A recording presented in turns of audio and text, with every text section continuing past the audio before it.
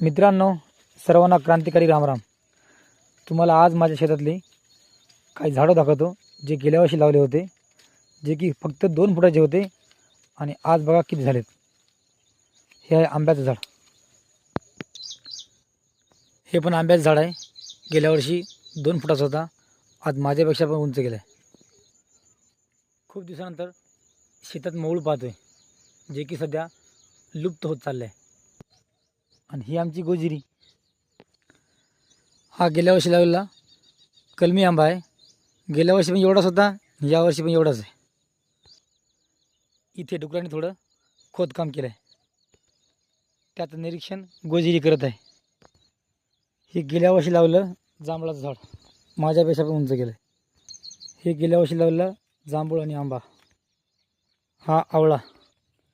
हे पवनने दिलेलं गिफ्ट नारळाचं.